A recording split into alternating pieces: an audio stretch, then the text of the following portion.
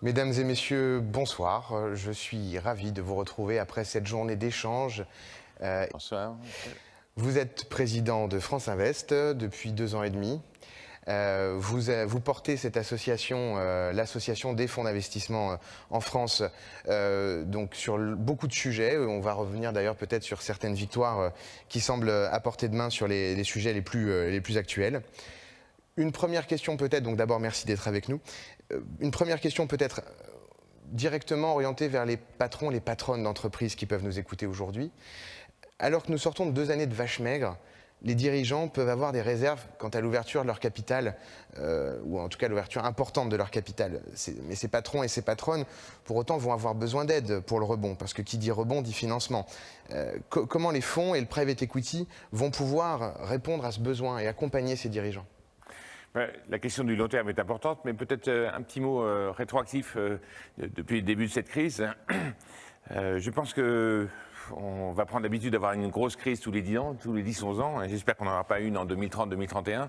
Mais en tout état de cause, la profession du capital investissement a considérablement bénéficié de l'expérience qu'ils avaient acquis à la dure de la crise de 2008-2009. Et en fait, les patrons des sociétés que nous accompagnons, vous savez qu'il y en a à peu près 8000, ces patrons-là, ils ont bénéficié immédiatement, avec une réactivité très forte de la part de nos membres, de l'appui que ces membres pouvaient leur apporter, non seulement grâce à un effet d'expérience passé, de ce qu'ils avaient pu extraire d'expérience de la crise de 2008-2009, dont ils ont pu bénéficier immédiatement, et en particulier sur la gestion du cash, qui est important en période de crise, mais aussi de l'expérience de portefeuille, puisque vous êtes un patron de boîte, vous avez un fonds au capital, le fonds il a 10, 20, 30, 40 sociétés dans son portefeuille, et donc l'accumulation de ce savoir-faire, de ces expériences d'un secteur à l'autre, eh bien, a pu bénéficier à tous ces patrons.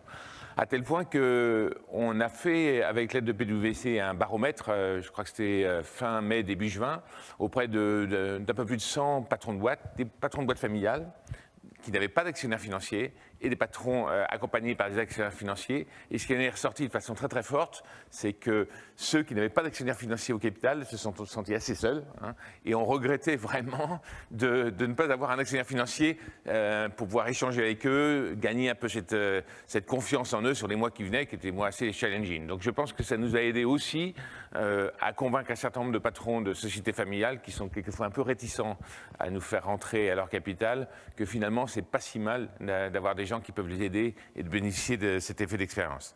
Et puis, on a sorti les chiffres du premier semestre en octobre, le premier semestre 2020, qu'on a comparé au premier semestre 2019.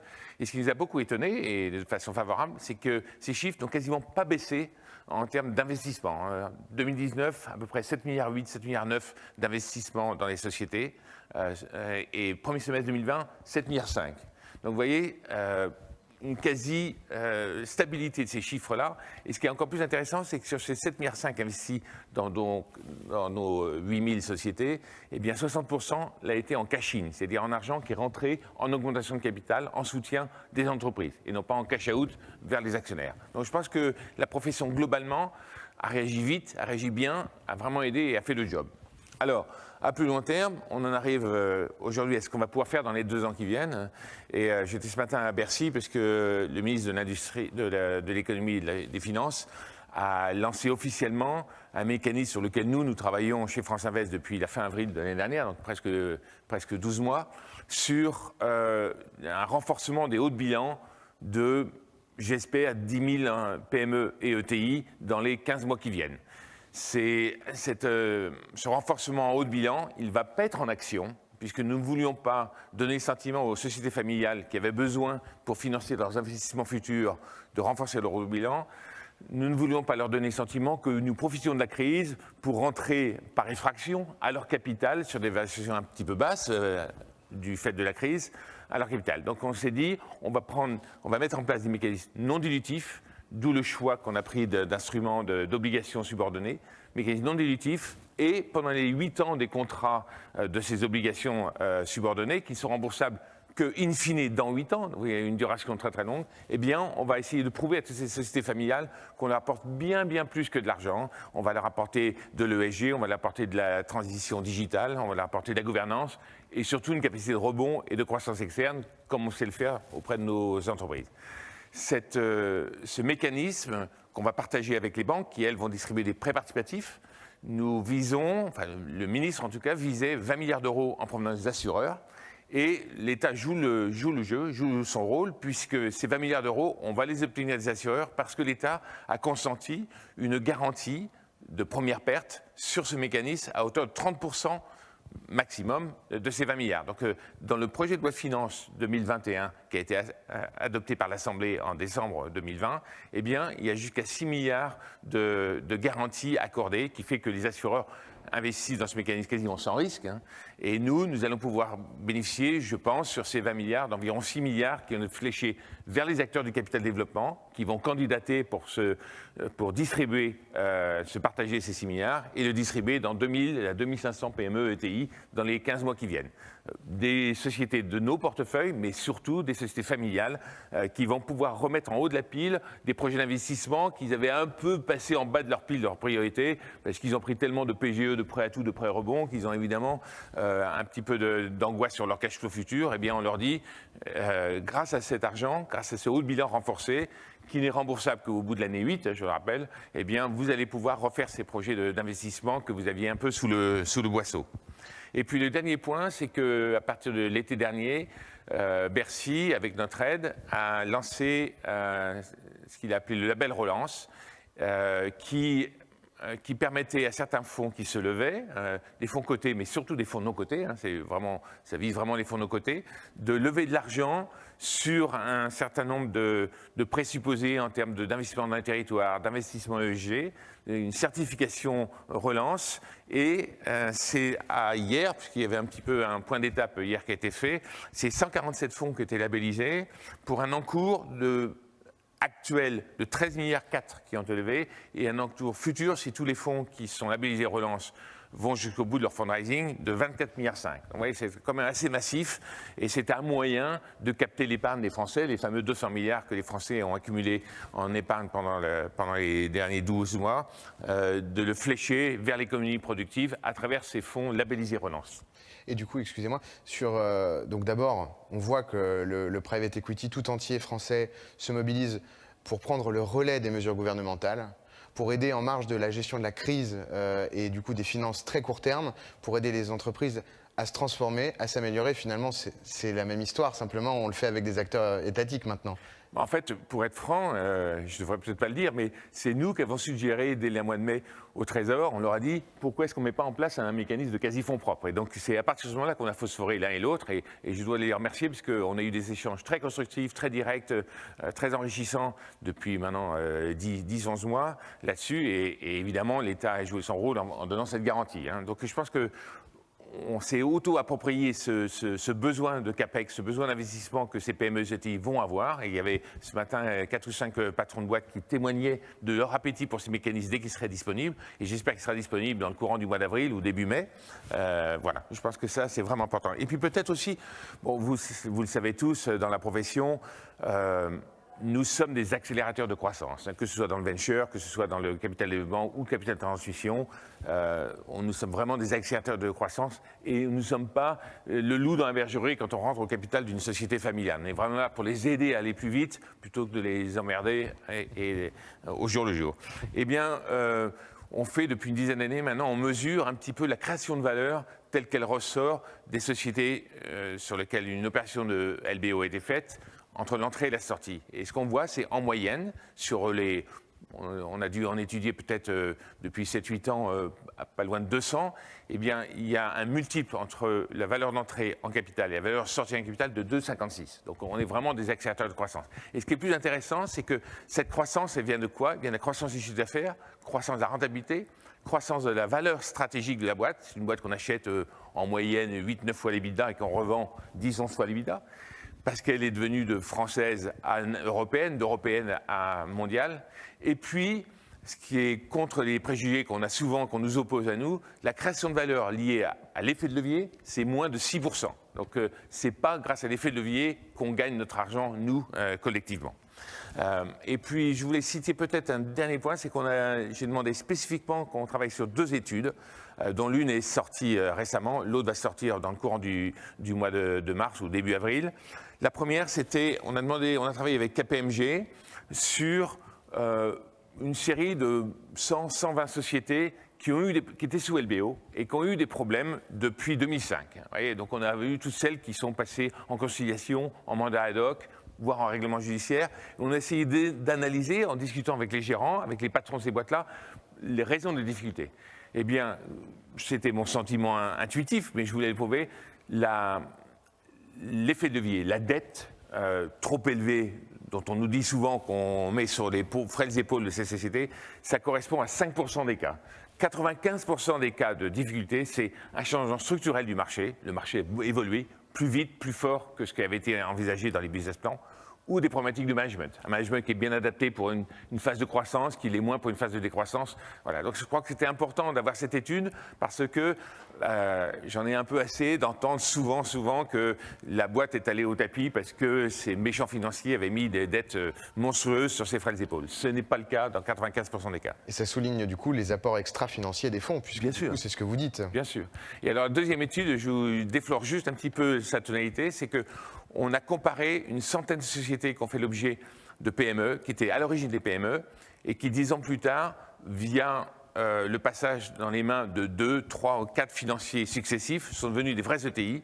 Et on a comparé ces sociétés-là à des sociétés du même secteur qui sont restées familiales pendant la même période.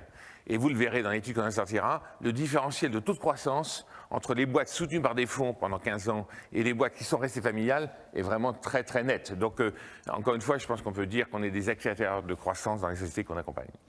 Et alors là, on parle notamment de croissance, de création de valeur. Donc par principe, c'est votre métier, mais il y a aussi retrouver le chemin de la croissance et le sujet du capital retournement en France. On a entendu parler à Bercy d'enveloppes de 500 millions qui allaient peut-être être attribuées au fonds de retournement. 500 millions, c'est un peu beaucoup. Mais voilà, mais en plusieurs tickets, évidemment. Mais alors, où en est-on de ce côté-là et le marché du retournement va avoir besoin d'être mobilisé à fond. Il n'y a pas des dizaines d'acteurs, c'est vrai en France. Il y a des acteurs internationaux, par ailleurs, qui sont en train d'investir pour pouvoir capter ce marché aussi et ces opportunités. Comment vous allez accompagner la partie capital retournement? Effectivement, je veux d'abord finaliser ces mécanismes de renforcement des fonds propres dont on vient de parler, mais sur mon établi, je dirais qu'il y a un autre sujet qui me tient beaucoup à cœur, c'est qu'effectivement, les équipes de retournement ou d'amélioration opérationnelle françaises, il y a une vingtaine d'années, il y en avait 4-5, elles ont quasiment toutes disparu, ou elles ont arrêté d'être actives sur le marché. Et donc, l'essentiel des équipes de retournement aujourd'hui, c'est l'équipe anglo-saxonne, dans les acteurs financiers. Donc, j'ai beaucoup discuté avec la BPI, avec le FEI, avec un certain nombre d'investisseurs privés. Et moi, mon objectif, c'est d'essayer de trouver, entre les acteurs publics, les investisseurs publics et les investisseurs privés, une enveloppe de 200-250 millions d'euros qui permettrait de remettre le pied à l'étrier à 4-5 équipes françaises de retournement. Il y a beaucoup d'appétit. Moi, j'ai vu certaines équipes qui commencent à se mettre sur les routes pour lever cet argent. Et ce que je voudrais, c'est que d'ici 2 ans, il y ait 4 équipes qui lèvent chacune entre 50 et 100 millions d'euros pour pouvoir répondre effectivement à cette sous-classe d'actifs du capital développement sur lequel il va y avoir sans doute des opportunités d'investissement, c'est certain. Et pourquoi pas irriguer également des acteurs qui sont sortis du mode fonds à proprement parler, et de les réaccompagner peut-être à nouveau sur ce mode. Des acteurs comme Alandia, qu'on a vu sur Carbone Savoie, des acteurs comme Arcol, des acteurs comme Perceva ou Verdozo. Exactement. Merci beaucoup pour cette introduction. Deuxième sujet, évidemment, on parle de reprise, on parle de relance, on ne peut que parler de long terme. Impact, diversité, rebond, le private equity est plus que jamais un acteur des économies durables, en facial et en réel, et vous allez nous en parler. Comment cette tendance évolue-t-elle alors qu'on a tant de sujets court terme à gérer ? C'est vrai. Notre besace est bien remplie en termes de sujets sur lesquels on travaille. Mais moi, je pense que de toute façon, le rebond, tel qu'on essaie de le pousser, il ne peut être que ESG compatible. où l'ESG doit même être au cœur de la façon dont on va permettre à la société de rebondir. L'ESG, c'est E, S et G, et j'ajouterai même l'impact. Ce qui est clair, c'est que sur la partie environnementale, vous savez que France Invest, ou le capital investissement français, est sans doute parmi tous les pays d'Europe celui qui est le plus avancé sur ces problématiques ESG, depuis longtemps, grâce à l'action d'un certain nombre de mes prédécesseurs. Et on voudrait aller une étape plus loin. En particulier, on a sorti il y a quelques mois un rapport du développement durable qui a fait un petit peu l'analyse de ce qu'on avait fait pendant 10 ans collectivement et les objectifs qu'on se fixait pour les 10 prochaines années. Et en particulier sur tout ce qui est empreinte carbone, dont vous voyez bien que l'importance qu'il a aujourd'hui. On veut, vous savez qu'il y a une initiative qui s'appelle l'initiative IC 2020, initiative climat 2020, qui en particulier a la vocation de mesurer l'empreinte carbone des sociétés dans lesquelles les fonds investissent. Et qui dit mesure, dit après réduire l'empreinte carbone. Eh bien, quand cette initiative a été lancée à l'égide de 4 acteurs français, aujourd'hui, il y a 11% des membres, des 360 membres de France Invest qui ont signé cette initiative. Et notre objectif, c'est qu'en 2030, il y en ait 50% qui l'aient signé. Donc, vous voyez, il va falloir y aller. Et quand on signe, on s'engage. Et quand on s'engage, on mesure et on réduit cette empreinte carbone. Et PwC travaille avec nous pour établir une méthodologie facile, exploitable, de mesure de cette empreinte carbone, de façon à ce que ces mécanismes puissent se dérouler le plus facilement possible. Je pense que, enfin, je sais aussi qu'au sein de France Invest, on a la vocation de passer de 1 milliard aujourd'hui investi dans les clean tech à 5 milliards d'ici 2030. Donc un quintuplement des montants. Il y a beaucoup d'acteurs qui ont développé des fonds spécifiques sur le clean tech, donc je pense qu'on a la matière pour le faire. Et en plus, vous savez qu'il y a beaucoup de startups qui early stage ou late stage, qui sont focalisés sur les clean tech, sur l'agri-tech, et donc on a matière à déployer plus d'argent dans ce domaine. Il y a un autre sujet qui me tient beaucoup à cœur depuis le début de mon mandat, c'est le partage de la valeur. Vous savez que maintenant, vous écoutez n'importe quel responsable politique, que ce soit un député, un ministre, vous parlez aux responsables syndicaux, vous parlez même à Roux de Bézieux, à chaque fois qu'il parle en public, eh bien, il parle de partage de la valeur. Alors nous, on a notre définition de partage de la valeur et on a beaucoup œuvré pour que dans la loi Pacte, qui est passée il y a un peu plus d'1 an maintenant, on a complété ce qu'il y avait dans la loi Pacte, les dispositifs à côté de l'actionnariat salarié qu'on met en place dans les sociétés dans lesquelles on investit. N'importe quel investisseur maintenant peut s'engager contractuellement avec la société au capital duquel il rentre, en disant voilà, à la sortie, s'il y a eu création de valeur, eh bien X% de cette création de valeur sera passée aux salariés via un mécanisme d'intéressement qui a été étendu par rapport à l'intéressement classique que vous connaissez, l'intéressement annuel. Là, c'est un intéressement pluriannuel. Et finalement, à la sortie, on voit s'il y a eu plus-value. Eh bien, suivant les accords contractuels dans lequel l'investisseur s'est engagé, eh bien, il y a une certaine somme qui est abondée au plan d'intéressement et qui donc bénéficie aux salariés sans qu'ils aient besoin d'actionnaires. Ça n'empêche pas de développer l'actionnariat salarié, ça n'empêche pas de développer les management packages ou les FCPE de salariés, mais en plus, pour une catégorie de salariés, ceux qui sont les moins rémunérés, eh bien, ça leur permet, sans qu'ils prennent le risque d'être actionnaires, de bénéficier de la création de valeur s'il y en a. Et le bénéfice, c'est qu'on l'annonce dès le départ. Donc, cet alignement d'intérêt, il est perçu dès le début de l'opération. Voilà. Donc, j'ai fait beaucoup de prosélytisme auprès des membres de France Invest pour que ce mécanisme soit appliqué de façon le plus systématique possible. Et on va le mesurer chaque année pour voir son impact. Et puis, le dernier point, c'est la mixité. Vous savez que là aussi, c'était un des sujets cornerstone de mon mandat. On est assez en retard en tant que profession sur la mixité, à la fois au sein des sociétés de gestion. Je crois qu'on est à 17%, on était à 17% de femmes dans les équipes d'investissement il y a 10 ans. On est à 24% l'année dernière. Donc à ce rythme-là, il faut attendre 2045 pour qu'il y ait une égalité. Donc on a fait signer à 80% de nos membres une charte, il y a 1 an à peu près, qui comporte 30 engagements, et des engagements de mesure d'abord, et puis aussi d'engagement d'avoir des pourcentages plus importants, non seulement dans l'équipe d'investissement, tout rang confondu, mais aussi dans les positions seniors, où là, il y a moins de 10% de femmes dans les équipes d'investissement. Et aussi, on a pris des engagements, ils ont pris des engagements pour féminiser les COMEX, les directions générales des sociétés des portefeuilles. Voilà, donc il y a un premier questionnaire post-chart qui va sortir d'ici quelques semaines, quelques mois, et j'espère qu'il montrera déjà une bonne amélioration là-dessus. Et d'ailleurs, c'est peut-être anecdotique, mais à mon départ de France Invest, le conseil d'administration de France Invest, qui est de 16 membres, il y aura parité stricte entre les hommes et les femmes, alors que quand je suis arrivé, il y avait 3 femmes, je crois, sur 14. Voilà, il y aura 8 femmes sur 16 en juin prochain. Voilà. Et puis le dernier petit point, sans doute aussi, c'est que tout le monde en parle de l'impact, hein, et je pense qu'il y a une multiplication des fonds qui introduire des notions d'impact dans la mesure de la performance de nos investissements, et je crois que c'est vraiment très, très important. Peut-être juste avant de passer au troisième point, en marge de cette charte que vous allez faire signer et que vous avez fait signer déjà beaucoup de fonds sur la mixité, qu'est-ce que vous avez à dire peut-être aux femmes du private equity, aux associates, aux stagiaires, aux chargés d'investissement, aux directrices d'investissement? Qu'est-ce que vous avez à leur dire en marge de cette charte qui va régler ou réguler le sujet d'une certaine manière, mais d'un point de vue plus effectivement de votre retour d'expérience de professionnel du private equity? Écoutez, d'abord, vous savez, on a plusieurs problèmes.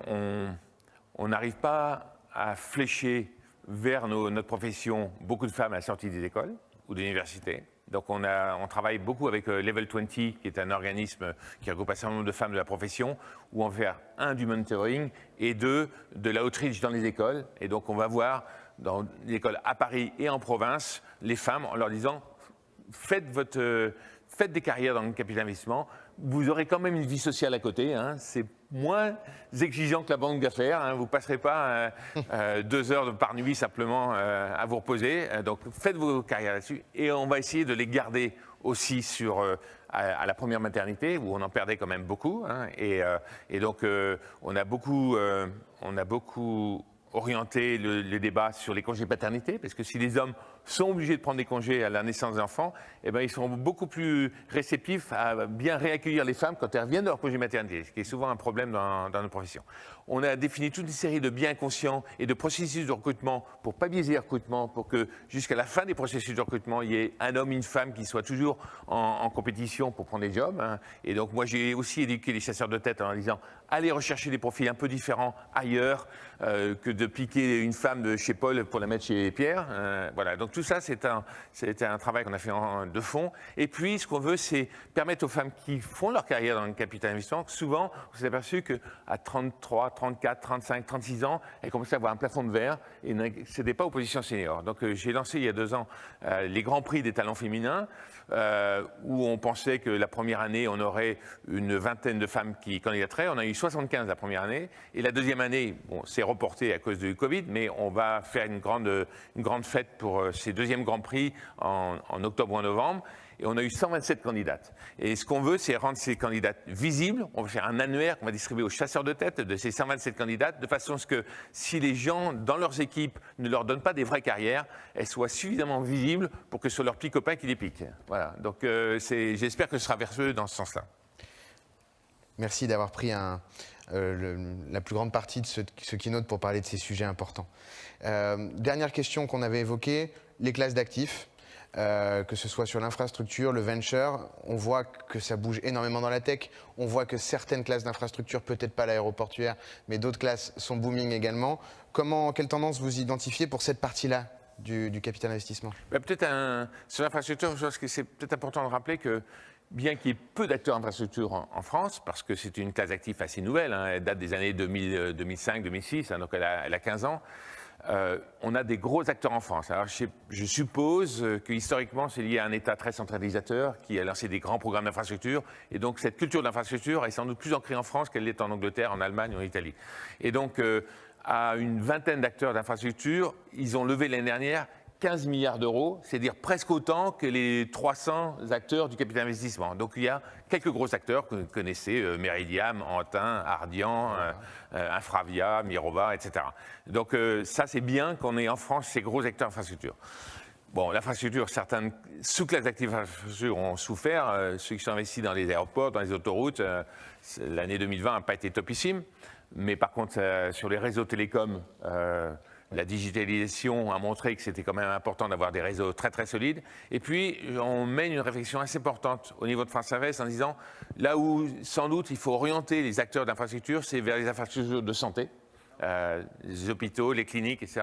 Et donc, on va faire des propositions aux candidats des élections présidentielles de 2022 pour essayer de renforcer cette orientation d'investissement sur l'infrastructure sociale, sur l'infrastructure médicale et de santé, parce que je pense que c'est sans doute un des loopholes qu'il y a dans l'écosystème français.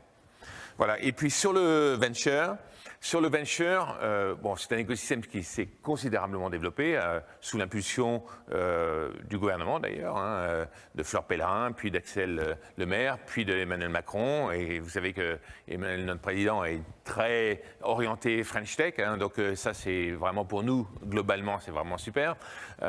Et puis on avait souffert d'avoir beaucoup d'acteurs qui étaient dans leur early stage, dans le venture pur, et assez peu ou des acteurs petits dans le growth, dans le late stage.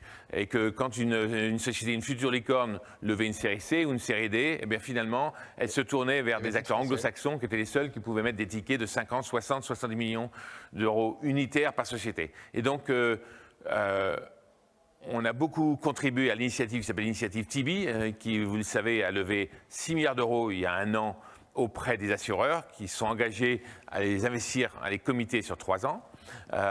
Pour labelliser un certain nombre de fonds venture qui ont vocation à passer de 500 millions à 1 milliard ou de 300 millions à 600 millions, de façon à ce que dans le late stage, ils puissent eux-mêmes prendre des tickets de 30, 40, 50, 100 millions sur une société. Et il y a eu en un an 34 fonds qui ont été labellisés TV. Donc après, ces fonds-là font le tour des investisseurs pour lever de l'argent auprès d'eux.